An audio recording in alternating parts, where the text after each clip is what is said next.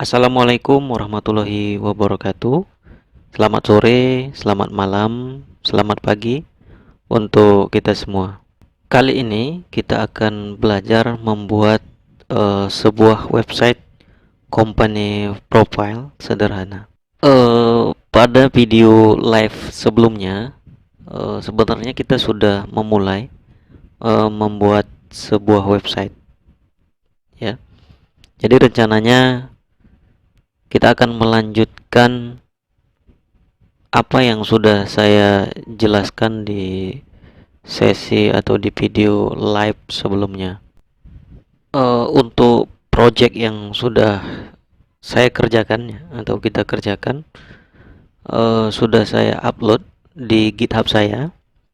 Nah, teman-teman nanti bisa mendownloadnya supaya tidak ketinggalan. Nah, untuk link downloadnya nanti saya akan sertakan di bagian deskripsi video ini. Tak lupa pula untuk semua teman-teman, mohon dukungannya untuk channel ini agar channel ini bisa berkembang. Oke, ini adalah tampilan repositori saya di GitHub, ya. Yang sebelumnya sudah saya buat waktu sesi live kemarin. Oke, teman-teman, ini saya akan jelaskan dulu ya. Kita untuk kedepannya kita coba untuk gunakan Visual Studio Code. Tapi untuk hari ini saya mau review aja, teman-teman. Nah, ini adalah sebuah file index.html yang udah kita bikin waktu video live kemarin. Nah, kita coba untuk membuat navigasinya. Sedangkan ini menu .html ini adalah file HTML yang dibuatkan oleh ChatGPT. Ya, saya iseng untuk menggunakan ChatGPT dan hasilnya lumayan memuaskan. ChatGPT berikan saya 3 file, ada HTML, kemudian ada JavaScript sedikit ya, untuk toggle-nya saja. Kemudian ada file CSS-nya. Baik, yang perlu kita install untuk belajar website ini yang pertama adalah Visual Studio Code. Teman-teman bisa download dari websitenya. Kemudian kita harus menginstal extension. Ya, extension yang kita butuhkan adalah live server ya, live server. Nah, ini teman-teman bisa install. Jika sudah diinstal, nanti kita tinggal ya jalankan saja ya. Ini kita tinggal jalankan saja untuk live servernya melalui menu ini. Oke, sekarang kita coba buka web browsernya, Google Chrome atau dan lain sebagainya ya. Kemudian kita coba jalankan file menu .html. Kita klik dulu menu .html, kemudian ini sudah jalan ya, saya stop dulu. Oke, ini contohnya yang belum jalan, kemudian go live. Nah, otomatis akan terbuka ya. Oke, sekarang kita coba uji ya responsif dari website kita. Kita ini tampilan desktop ya. Kita uji ke tampilan mobile gitu ya. Oke, ini tampilan mobilenya. Otomatis dia hide gitu ya. Hilang menu yang horizontal tadi dan berubah menjadi menu vertikal. Nah, seperti itu. Sekarang kita akan bahas file HTML dari navigasi ini ya. Navigasi ini terdiri dari 3 elemen, HTML, CSS, dan JavaScript. Nah, ini adalah struktur dasar tampilannya menggunakan HTML ya, teman-teman. Oke, Saya rasa semua udah paham mengenai HTML ya. Saya nggak jelaskan dari dasar kali. Nah, di sini di head kita hubungkan dengan external CSS. Kemudian untuk JavaScript biasanya diletakkan di atas body tutup. Kita mau perhatikan navigasinya saja ya. Navigasi dibungkus sama semantik elemen yang namanya header. Ya, apa itu semantik elemen? Nanti teman-teman boleh berkomentar. Nah, di dalam semantik elemen header ada div, ini non semantik elemen yang kelasnya logo, isinya Muhammad Zain. Nah, ini dia, ini non semantik elemen untuk fungsinya bagian yang untuk menempatkan logo gitu. Nah, ini kalau saya simpan, siapa ini tadi, live server ini akan otomatis mengupdate-nya. Oke, tuh berubah ya. Oke, selanjutnya di dalam tag header ada tag semantik juga ya, semantik, yaitu tag nav yang diberi kelas navlink. Nah, jadi tag semantik itu ya saya jelaskan ya. Itu tag yang memiliki arti tertentu, artinya dia dipahami sama web browser maupun developer ketimbang si div. Nah, div atau span. Div itu kayak bagian gitu aja, bagian apa nggak tahu. Tapi kalau kita kasih tag nav, nah itu sebenarnya si web browser udah tahu di dalam header itu ada nav, kemudian di dalamnya baru ada tag UL ya, atau unordered list yang isinya adalah home, about, dan lain sebagainya. Nah, ini adalah list yang kita ketahui. Tampilan list sendiri nanti biasanya tuh ke bawah. Nah, siapa yang mengubahnya? Kalau kita lihat di sini kemungkinan bisa dari tagnya juga. Nanti kita pastikannya kelas. Kalau dia nggak menggunakan kelas untuk mengatur tampilannya horizontal, berarti dia menggunakan selektor tag ya. Oke, kemudian navnya ditutup ya. Jadi ini bungkus luarnya adalah header, berisikan logo dan navigasi. Yang navigasi itu isinya adalah list. Oke teman-teman, kemudian masih di dalam header ya, headernya belum tertutup ya. Ada sebuah div non semantik element bernama kelas namanya burger. Nah, ini untuk menampilkan hamburger menu yang akan muncul ketika lebar layarnya itu kecil gitu ya. Nah, ini hamburger menu yang dimaksud. Jadi div ini di dalamnya ada div lagi, ada kelas garis pertama, garis kedua, dan garis ketiga. Nih teman-teman ya. Nah, itu dia. Itu untuk HTML ya. Kemudian nanti kita bahas CSS-nya. CSS-nya membahas tentang apa? Membahas tentang bagaimana si logo itu kok bisa tampil di sini ya, teman-teman. Kemudian membahas bagaimana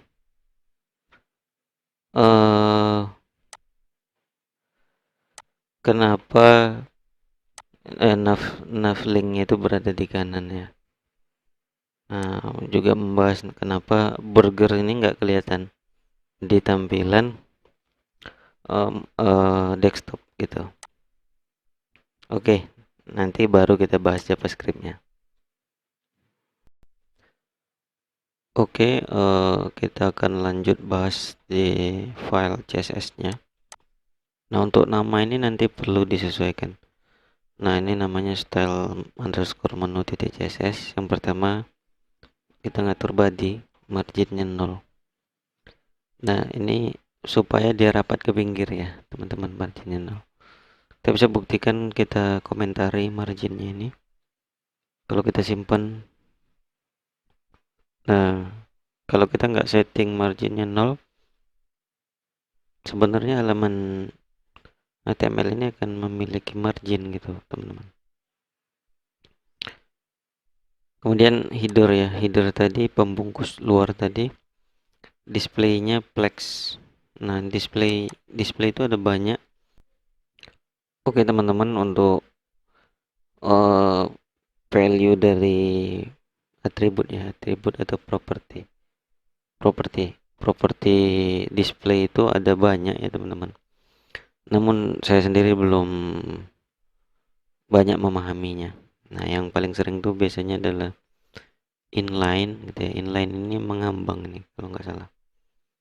Jadi yang tadinya dia jatuh ke bawah yang sifatnya blok tadi, misalkan div itu kan sifatnya blok, dia bisa ngambang ke atas sejajar atau horizontal gitu dibikinnya. Nah, kalau kita setting blok ya otomatis tag yang kita kasih efek tadi, yang kita kasih style tadi otomatis jatuh ke bawah kalau displaynya blok ya teman-teman. Nah, konten ini saya belum paham juga. Kemudian ada flex, nih flex singkatan dari fleksibel ya. Kemudian ada grid. Nah, mungkin part ini aja yang saya sedikit sering gunakan ya gitu ya. Nah, jadi flex ini untuk posisi yang lebih fleksibel. Kemudian sedangkan grid ini untuk posisi yang mengilustrasikan model menampilkan objek di layar ini, di web browser itu gayanya itu seperti tabel ya, istilahnya itu grid. Nah, kalau di desain juga ada istilah sistem grid, jadi memetakan dulu mau kita bikin berapa gridnya dan lain sebagainya ya. Kalau fleksibel dia lebih ke flex ya, lebih ke fleksibel. Nah, itu tadi ya, mungkin teman-teman bisa melihat sendiri dokumentasinya.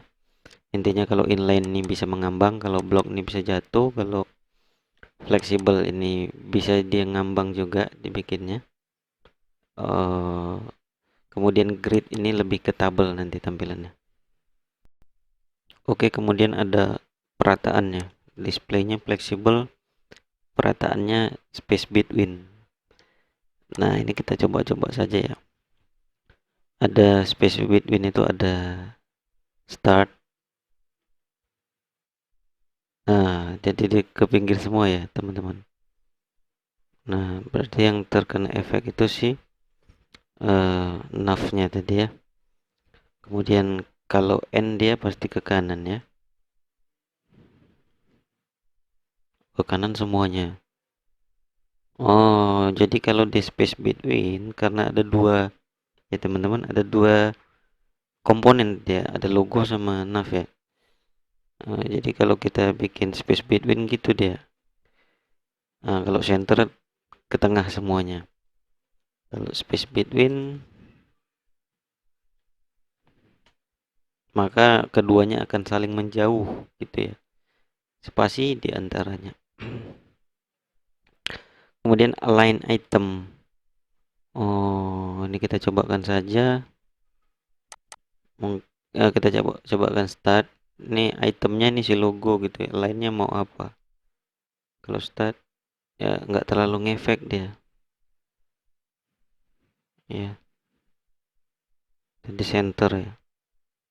Mungkin kita harus kasih dulu backgroundnya baru kita bisa coba-coba. Nanti teman-teman coba-coba sendiri.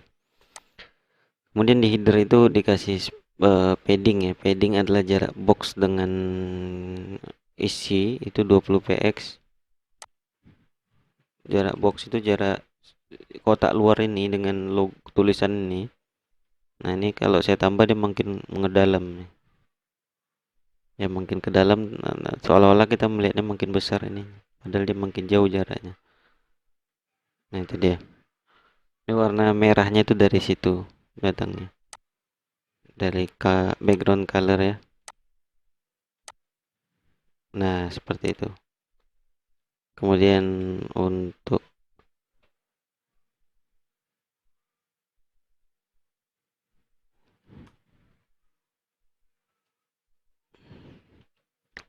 color itu warna tulisannya teman-teman. Nah nggak text color, dia color saja. Kemudian navlink itu tadilah ini bungkus si list ini. Ini ada bagian luarnya namanya nav gitu ya. Semantik elemennya nav, nama kelasnya navlink. Dia bilang di sini stylenya tuh overflow hidden gitu ya. Kalau kita hilangkan lah overflow hidden itu gimana? Nggak ada ngefek sih juga ya. Overflow hidden itu mungkin efeknya dari scroll ini, enggak juga. Nah, teman-teman bisa coba-coba sendiri. Overflow itu kalau dia berlebih gitu ya. Artinya kalau dia berlebih itu tampilan, dia nggak boleh keluar dari ini web browser gitu. Cut aja ya sisanya gitu. Kemudian transition height tingginya berarti ya 5 second. Timing functionnya is out gitu ya, is out, jadi out waktu dia mau selesai dia makin melambat. Seperti itu. Kemudian ini apa namanya, kalau saya sebutnya ini hierarkinya anak. Jadi dia ingin memberikan gaya kepada UL yang berada di dalam kelas navlink gitu, jadi UL yang lainnya nggak kena efek. Yang pertama, gaya yang mau diberikan marginnya 0 gitu. Di defaultnya kita lihat ya, CTRL tanda tanya itu ya, kalau mau bikin komentar. Defaultnya si UL ini ternyata punya margin ya. Efek dari marginnya ini makin melebar jaraknya.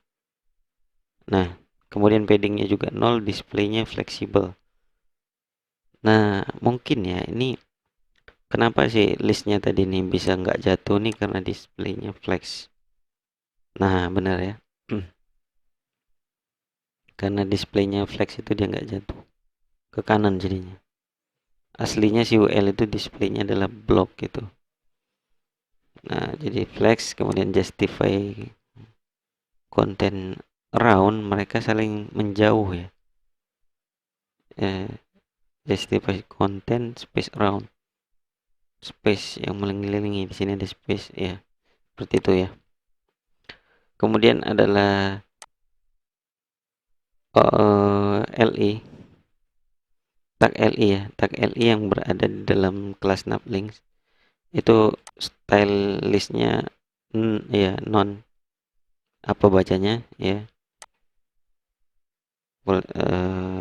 ini list list stylenya sorry, itu nggak diperlihatkan ya. Ini tanda balet di awal home nih biasanya. Nggak kelihatan juga sih, biasanya ada di sini. Nah seperti itulah ya. Kemudian navlink untuk A yang berada di navlink, tulisannya ini putih.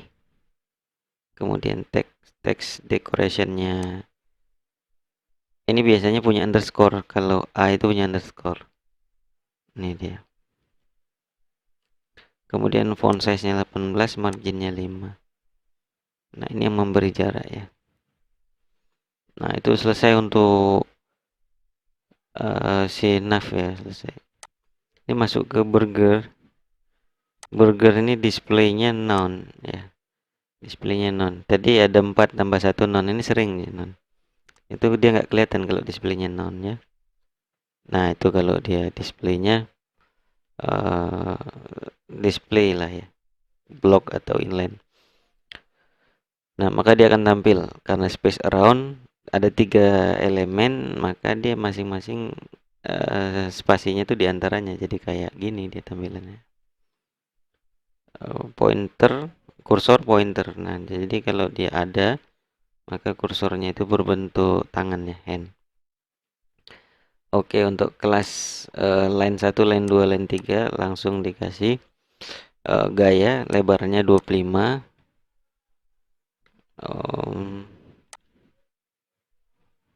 Ya saya baca saja lah ya. Lebarnya 25, height-nya 3, warnanya putih, margin 5, transitionnya all ya. Kemudian transitionnya all nih bagaimana? Nanti kita akan bahas mengenai transition. Banyak nanti digunakan untuk buat animasi-animasi website kita nanti gitu ya.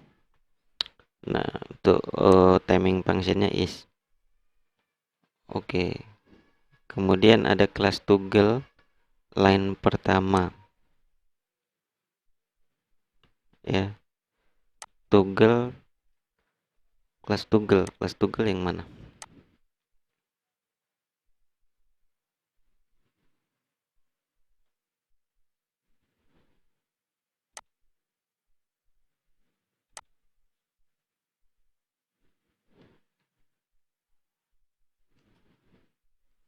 Oh, saya asumsikan itu dari JavaScript nanti ya.